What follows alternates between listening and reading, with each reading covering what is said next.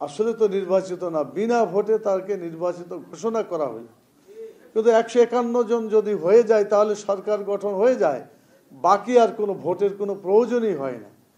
তাহলে যে কাজটুকু করলো বাকি অংশটুকু প্রহসনের কাজ করলো তারা। ঠিক 2018-তে এসে দিনের ভোট রাতে, তো রাতে কেন ভোট করা হলো? দিনে দেখতে পাবে অপরাধ করলে ধরা পড়বে বা ধরা পড়েছে কোনো কোনো ক্ষেত্রে, সেই জন্য এই ঝুঁকি থেকে বাঁচার জন্য দিনের ভোটকে রাতেই তারা সেখানে সম্পন্ন করলো, যেটাকে লোকেরা এভাবে মানে এখন পরিচিত যে 2018 সালের ভোট ছিল দিনের ভোট না, এগুলো ছিল রাতের ভোট। এবং পৃথিবীর ইতিহাসে এরকম কলঙ্কিত ঘটনা আর কোনো দেশে ঘটেছে কেউ জানে না। অনেকে মন্তব্য করেছে যে আমরা জীবনেও এরকম শুনি নাই যে ভোট দিনের বেলা না হয়ে রাত্রে ভোট হয়েছে, এরকম ইতিহাস তাদের জানা নাই। তো সম্মানিত ভাইরা, এরপরে 2024-এ এসে দেখা গেল যে মানুষ এতটা গণতন্ত্রের প্রতি, নির্বাচনের প্রতি এতটা অতিষ্ঠ হয়ে গেল তাদের আচরণে, এই স্বৈরাচারী ভূমিকার কারণে সরকারের প্রতি বীতশ্রদ্ধ হয়ে লোকেরা ভোট কেন্দ্রে যাওয়াই বন্ধ করে দিল। শুধু তাই না, নির্বাচনে দাঁড়ানোর জন্য যেখানে প্রতিযোগিতা হয় অনেক, বাংলাদেশে ভালো নির্বাচন হলে আমরা দেখেছি যে একটা আসনে 20-30 জন পর্যন্ত সেখানে প্রতিযোগিতা করে। কিন্তু 2024 সালে দেখা গেল ভোটে কোনো প্রার্থী পাওয়া গেল না, যার ফলে দামি নির্বাচন তারা করলো এবং সেখানে তারা কাউকেই আর সেখানে নির্বাচনে অংশগ্রহণ না করে নিজেরাই সেটাকে চালিয়ে দিল। এবং শেষ পর্যন্ত এটা দেখা গেছে যে তারা যেভাবে নির্বাচন করেছে, এই নির্বাচনের পার্সেন্টেজটা কোথাও হয়তো 2-3% বা 4% বা তার চেয়ে সামান্য কিছু বেশি ভোট কেউ দিতে গেছে, হয়তো তাদের দলের লোকেরাই গেছে, কিন্তু এটাকে 3কে হয়তো 41% দেখাতে বাধ্য করেছে। অর্থাৎ শিক্ষকরা যারা জাতির সত্যিকার অর্থ বিবেক এবং যাদেরকে দেখে দেশের জনগণ, বিশেষ করে ছাত্র সমাজ যারা চরিত্র শিখবে, সত্যের পথে অগ্রসর হবে বা মিথ্যা থেকে দূরে থাকবে, কিন্তু শিক্ষকদের এই মানে ঘটনাটা দেখে তারা সকলেই মানে চিন্তা থেকে অনেক দূরে তারা চলে গিয়েছে যে তারা 4%কে যদি 41% দেখাতে পারে তাহলে বোঝা যায় যে এখানে শিক্ষকদের যে মান মর্যাদা ছিল সেটাকে ধুলায় মিশিয়ে দেওয়া হয়েছে। আজকে নতুন করে যখন আমরা গণতন্ত্রের জন্য সংগ্রাম আন্দোলন দেখলাম এবং আমাদের এই ভাইয়েরা, আমরা সকলে মিলেই, যদিও ছাত্ররা পায়োনিয়ার ভূমিকা পালন করেছে, আমি বলবো বাংলাদেশের সকলেই যারা গণতন্ত্রে বিশ্বাস করে, গণতন্ত্রের জন্য যারা কাজ করেছে এবং করে, তারা সকলেই এই পক্ষে থাকার কারণেই 2024 সালের 5ই আগস্টে আল্লাহ তাআলা একটা পরিবর্তন দিল আমাদের, আলহামদুলিল্লাহ। এই পরিবর্তনের ফলে মানুষ এখন কথা বলতে পারছে। আজকে আপনারা এখানে বসে একটা প্রশিক্ষণ প্রোগ্রাম নিচ্ছেন, এটা কি 5ই আগস্টের আগে সম্ভব ছিল? কিছুতেই সম্ভব ছিল। আজকে স্বাধীনভাবে মানুষ কথা বলছে, মিলিত হতে পারছে, এটা তাদের গণতন্ত্রের যে সংগ্রাম, এই ফসলটাকে তারা অভিহিত করেছে, এটা দ্বিতীয় স্বাধীনতা। আমার প্রশ্ন হলো, দ্বিতীয় স্বাধীনতা যদি এটা হয় তাহলে আগেরটা পরাধীনতা ছিল। পরাধীনতা না থাকলে পরে স্বাধীনতা তো হইতে পারে। দুইটাই স্বাধীনতা বললেও ওখানে একটার কারণে আমরা স্বাধীনতা অবশ্যই বলতে হবে, সেটা হলো আমরা একটা ভূখণ্ড পেয়েছিলাম, আমরা একটা পতাকা পেয়েছিলাম, কিন্তু দেখা গেল যে উদ্দেশ্য লক্ষ্য নিয়ে স্বাধীনতা অর্জন মানে সংগ্রাম করা হয়েছিল সেগুলো জনগণ পায় নাই, স্বাধীনতার সুফল তারা ভোগ করতে পারে না। এবং যারাই সুফল দেওয়ার জন্য প্রতিশ্রুতবদ্ধ ছিল তারাই কিন্তু তাদের হাতেই এখানকার গণতন্ত্রকে তারা নিজেরাই হত্যা করলো এবং তাদের হাতে তারাই এদেশের মানুষের খাবারকেও তারা কেড়ে নিল, বিভিন্নভাবে কেড়ে নিল, চুরি করার মাধ্যমে, চরিত্র নষ্ট করার মাধ্যমে। বাংলাদেশের সকল জায়গায় তারা যে চিত্র দেখিয়েছে এটা ইতিহাসে লেখা আছে, বারবার বলতে ভালো লাগে না, তারপরেও এই জাতিকে মানে যারা ওই ধরনের কাজগুলো করেছে এবং এখনো মাঝে মধ্যে তারা আবার ফিরে আসার জন্য কিছুটা মানে জালেম পালায় গেছে, কিন্তু জালেমের দোসররা তো সবাই পালায় নাই, সব এখানে আছে। যার মাঝে মধ্যে তারা চেষ্টা করছে বিভিন্নভাবে। আপনারা দেখেছেন চট্টগ্রামে একজন আইনজীবী সাইফুল ইসলাম আলিফ, তাকে তারা হত্যা করলো। এই কারণেই তারা করছে যে তারা আবার ফিরে আসতে চায়, আবার সেই স্বৈরাচারের শাসন বাংলাদেশে আনতে চায়। বাংলাদেশের মানুষ ঐক্যবদ্ধ হয়েছে, জীবন দিয়ে হলেও আর সেই ধরনের জুলুমের শিকার হতে চায় না বাংলাদেশের মানুষ। সেজন্য আমরা সকলে ঐক্যবদ্ধ থাকতে হবে। যদি জাতি ঐক্যবদ্ধ থাকে তাহলে তাদের এই ধরনের আগ্রাসন, এই ধরনের ষড়যন্ত্র কোনো কাজে লাগবে না ইনশাআল্লাহ।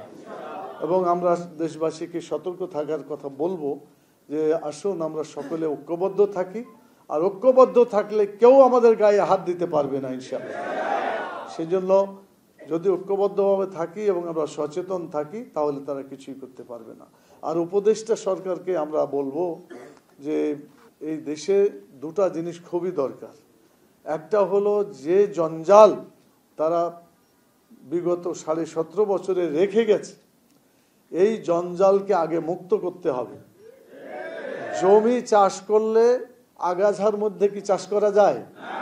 আগাছাকে আগে দূর করতে হবে, তারপরে সেখানে নতুন করে বীজ দিয়ে সেটা আবাদ করতে হবে। তো বিগত স্বৈরাচার সরকারের যে রেখে যাওয়া যে সমস্ত জঞ্জাল, এটাকে দূর করতে হবে, সংস্কার করতে হবে। আগে সংস্কার তারপরে নির্বাচন, এইটা সকলের ডিমান্ড। এখন কেউ যদি কোনো লক্ষ্য নিয়ে বলে তাড়াতাড়ি নির্বাচন করেন, এটা আমার মনে হয় তারা নিজেরাও যদি মূল্যায়ন করে তাহলে এটা তাদের সঠিক সিদ্ধান্ত হবে না।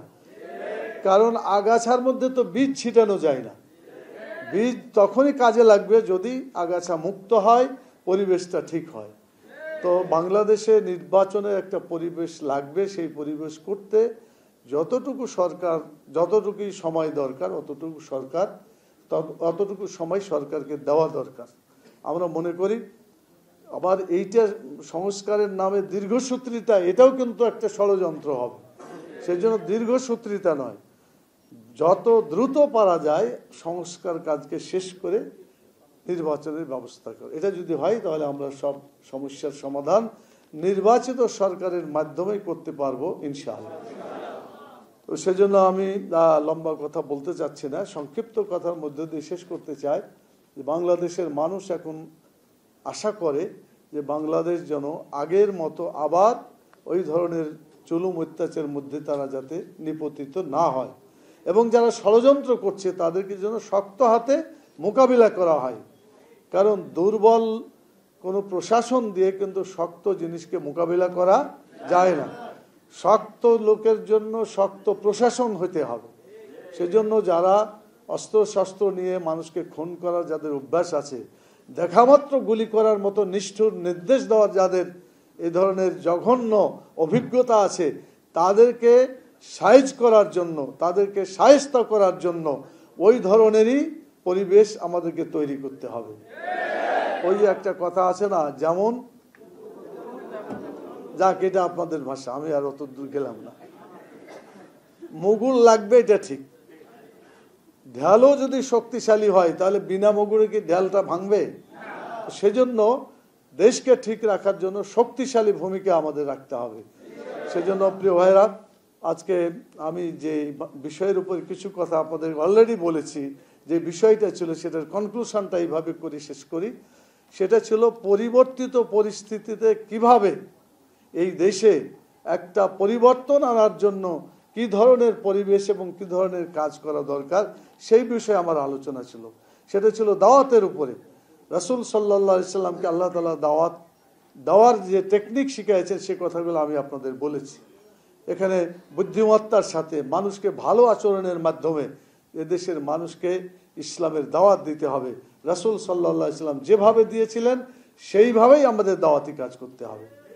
আমি আপনাদেরকে অনুরোধ করব যে এখন থেকে আগে যেমন প্রতিকূল পরিবেশ ছিল দাওয়াতি কাজ করতে আপনাদের বেশি বেগ পেতে হতো, আল্লাহ তাআলার মেহেরবানিতে এখন দাওয়াতি কাজ করার জন্য এ ধরনের বেগ পেতে হচ্ছে না, আলহামদুলিল্লাহ। এখন মানুষরা এগিয়ে আসছে। আমি তো গত পরশুদিন এলাকা থেকে আসলাম, রাজশাহী এলাকায়। সেখানে লোকেরা এসে জামাত ইসলামীতে যোগদান করার জন্য, এমনকি অমুসলিম পর্যন্ত জামাতে যোগদান করার জন্য আমার কাছে এসে বলে যে এখন থেকে আমরা জামাত ইসলামী করব। তো আলহামদুলিল্লাহ, আপনারা অনেক প্রচার ভিডিও দেখেছেন, বিভিন্ন জায়গায় আমিরি জামাতের বড় বড় কর্মী সম্মেলন, সেখানেও অমুসলিম যারা ছিলেন তারাও কিন্তু বক্তব্য রেখেছেন, তাদের মাধ্যমে আপনারা মেসেজ পেয়েছেন।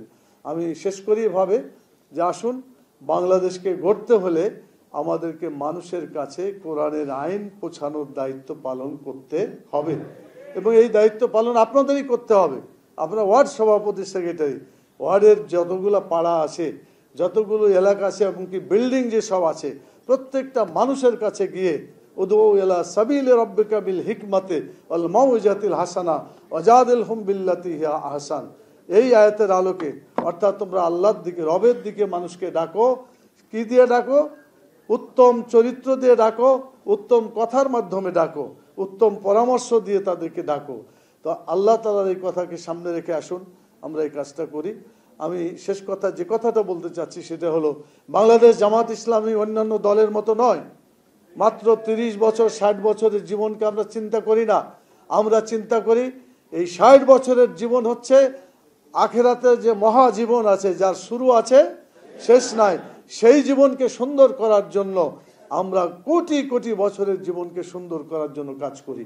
সেজন্য বাংলাদেশ জামাত ইসলামীর দায়িত্বশীলদেরকে ওই ভূমিকা পালন করতে হবে যে যেভাবে আমরা অনন্তকালের জন্য যে জীবনে প্রবেশ করব, সেখানে যাতে আমরা ক্ষতিগ্রস্ত না হই, জাহান্নামের দাও দাও করে আগুন থেকে যাতে আমরা বাঁচতে পারি, জান্নাতুল ফেরদাউসে আমরা যাতে যেতে পারি। এখানে আপনারা তো আছেন, আমাদের সাংবাদিক বন্ধুগণ আছে, তাদেরকে সামনে নিয়েও আমরা কথা বলতে চাই। প্রত্যেকটা মানুষের কাজের হিসাব কাল কিয়ামত আল্লাহর কাছে দিতে হবে।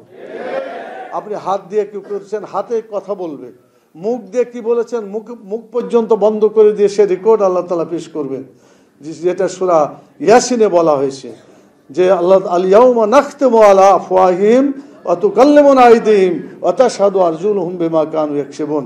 আল্লাহ তাআলা সেদিনকে জবান বন্ধ করে দিয়ে হাতে কথা বলবে, পায়ে সাক্ষী দিবে। অন্য সূরাতে, সূরা নূরে আল্লাহ তাআলা বলছেন যে সামউহুম ওয়া আবসারুহুম ওয়া জুলুদুহুম, তাদের কান সাক্ষী দিবে, তাদের চোখ সাক্ষী দিবে, তাদের চামড়া সাক্ষী দিবে। আল্লাহ তাআলা ওই চামড়া তখন বলবে, না, ওই ব্যক্তি বলবে যে চামড়াকে, যে তুমি কেন আমার বিরুদ্ধে সাক্ষী দিচ্ছ? মায়ের পড়লে তো তোমার গায়ে মায়ের পড়বে, তুমি কেন আমার বিরুদ্ধে সাক্ষী দিচ্ছ? চামড়া তখন কথা বলবে, আনতাকাল্লাহ আনতাকানাল্লাহ, আল্লাহ তাআলা কথা বলার শক্তি আমাদেরকে দিয়েছেন। আল্লাহ জি আনতাকা কুল্লা শাইইন, সকল বস্তুকে, সকল জীবকে যেভাবে আল্লাহ কথা বলার সুযোগ দিয়েছেন, শক্তি দিয়েছেন, আজকে আল্লাহ তাআলা আমাকেও সেভাবে শক্তি দিয়েছেন কথা বলার। অতএব আজকে দুনিয়াতে তুমি কি করেছো, কিভাবে চুরি করেছো, কিভাবে ডাকাতি করেছো, কিভাবে ছিনতাই করেছো, কিভাবে চাঁদাবাজি করেছো, কিভাবে মানুষকে খুন করেছো, জেনা ব্যভিচার করেছো, সকল খারাপ কাজের রেকর্ড সেদিনকে আল্লাহ তাআলা দেখাবেন। সেদিন আমরা কেউ বাঁচতে পারবো না যদি এই ধরনের খারাপ কাজে জড়িত হই। আমি কি আশা করব বাংলাদেশের মানুষকে, সচেতন মানুষকে আল্লাহর ভয় দিয়ে কাল কিয়ামতে শুধু দুনিয়ার জীবন নয়, দুনিয়ার জীবন সহ আখিরাতের জীবন, সকল জীবনকে সুন্দর করার জন্য আপনারা এখন থেকে বেশি বেশি দাওয়াতি কাজে ঝাঁপিয়ে পড়বেন।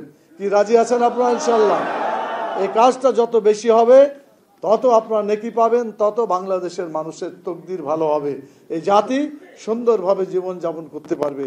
আমি সেই আশাবাদ ব্যক্ত করে আপনাদের সকলকে দুনিয়া এবং আখিরাতের কল্যাণের জন্য সামগ্রিকভাবে কাজ করার জন্য বাংলাদেশ জামাত ইসলামী একটা ইসলামী রাষ্ট্র কায়েম করতে চাই, যে রাষ্ট্রটা কায়েম করেছিলেন মুহাম্মদুর রাসূলুল্লাহ সাল্লাল্লাহু আলাইহি সাল্লাম। বাংলাদেশে ততদিন শান্তি হবে না, ততদিন জুলুম বিদায় হবে না, অত্যাচার, নির্যাতন, সন্ত্রাস, চাঁদাবাজি কিছুই দূর হবে না যদি না ইসলামী শাসন এখানে কায়েম হয়। ইসলাম আসলে জুলুম পালাবে, অন্যায় চলে যাবে, অত্যাচার চলে যাবে, সব ধরনের খারাপ কাজ চলে যাবে। আলো আসলে অন্ধকার পালায়। একইভাবে ইসলাম হচ্ছে আলো, এই ইসলাম আসলেই বাংলাদেশ থেকে সকল অপকর্ম দূর হবে ইনশাআল্লাহ। একটি সুখী সমৃদ্ধশালী সুন্দর একটি বাংলাদেশ আমরা পাবো। আল্লাহ তাআলার কাছে দোয়া করি আপনাদের মাধ্যমে সেই কাজটা অব্যাহতভাবে চালিয়ে যাওয়ার জন্য, দিনকে ভালোভাবে মানুষের কাছে বোঝানোর জন্য আপনি এখন থেকে বেশি বেশি সময় দিবেন, এই আবেদন জানিয়ে এবং আল্লাহ তাআলার কাছে তৌফিক কামনা করে আমি আমার সংক্ষিপ্ত কথা এখানে শেষ করছি। ওমা তৌফিক ইল্লা বিল্লাহ, সুবহানাকা আল্লাহুম্মা ওয়া বিহামদিকা আশহাদু আল্লা ইলাহা ইল্লা আনতা আস্তাগফিরুকা ওয়া আতুবু ইলাইকা। আসসালামু আলাইকুম ওয়া রাহমাতুল্লাহি ওয়া বারাকাতুহু।